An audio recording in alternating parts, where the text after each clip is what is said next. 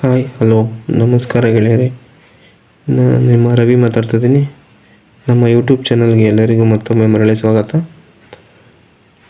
ಇವತ್ತು ನಾನು ಮತ್ತೊಂದು ವಿಷಯದ ಬಗ್ಗೆ ನಿಮ್ಮ ಮುಂದೆ ಬರ್ತಾಯಿದ್ದೀನಿ.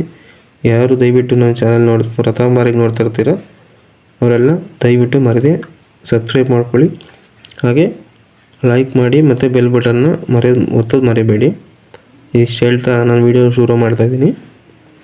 ನೋಡಿ, ಮತ್ತೊಂದು ಹುದ್ದೆ ಬಗ್ಗೆ ನಿಮಗೆ ವಿಷಯ ತಿಳಿಸೋಕೆ ಹೋಗ್ತಾಯಿದ್ದೀನಿ. ಇಲಾಖೆಯ ಹೆಸರು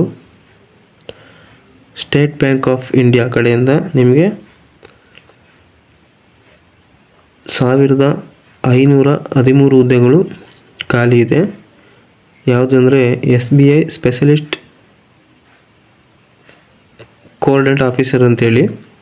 ಇದು ಬಂದು 1513 ಹುದ್ದೆ ಖಾಲಿ ಇದೆ. ಇದನ್ನು ನೀವು ಅರ್ಜಿನ ಆನ್ಲೈನಲ್ಲೇ ಹಾಕಬೇಕು. ಮತ್ತು ಆ ಹುದ್ದೆಗಳ ವಿವರ ಈ ಥರ ಇದೆ. ಯಾವುದು ಅಂತ ಹೇಳ್ತೀನಿ ನೋಡ್ಕೊಳ್ಳಿ.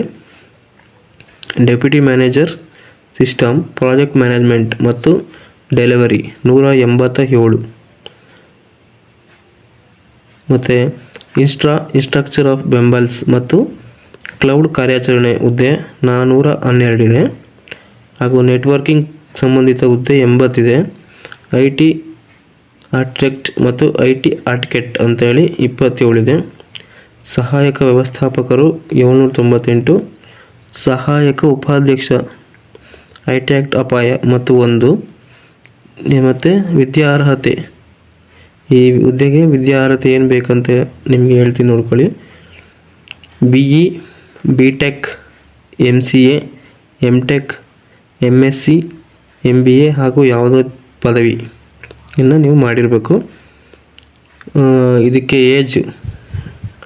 ನಿಮಗೆ ಏಜ್ ಬಂದು ಕನಿಷ್ಠ 21 ವರ್ಷ ಇರಬೇಕು, ಗರಿಷ್ಠ 30 ವರ್ಷ ತುಂಬಿರಬೇಕು. ಇದಕ್ಕೆ ಶುಲ್ಕ EWS ಮತ್ತು OBC ಅಭ್ಯರ್ಥಿಗಳಿಗೆ 750 ರೂಗಳನ್ನ ನಿಗದಿಪಡಿಸಿರ್ತಾರೆ. ಮತ್ತು SC ಮತ್ತು ST ಕ್ಯಾಟಗರಿಗಳಿಗೆ ಫ್ರೀ ಇರುತ್ತೆ. ಇದನ್ನು ನೋಡಿ ನಿಮ್ಮ ಹತ್ತಿರದ ಆನ್ಲೈನ್ ಸೆಂಟರ್ಗಳಲ್ಲಿ ನೀವು ಅರ್ಜಿ ಹಾಕೋಬೋದು.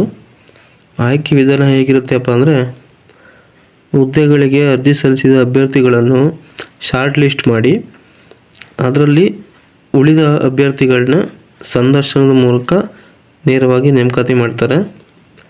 ಆದ್ದರಿಂದ ಆದಷ್ಟು ನೀವು ಮೆರಿಟ್ ಹೊಂದಿರತಂಥ ವಿದ್ಯಾರ್ಥಿಗಳು ಅಥವಾ 75% ಮೇಲ್ಪಟ್ಟಿರೋ ವಿದ್ಯಾರ್ಥಿಗಳು ಅರ್ಜಿ ಹಾಕಿದ್ರೆ ತುಂಬ ಅನುಕೂಲ ಆಗುತ್ತೆ. ಇದಕ್ಕೆ ಈ ಹುದ್ದೆಗೆ ಬಂದು ನಿಮಗೆ ಲಾಸ್ಟ್ ಡೇಟ್ ಬಂದು 14 ಅಕ್ಟೋಬರ್ ಅಂದಿರುತ್ತೆ.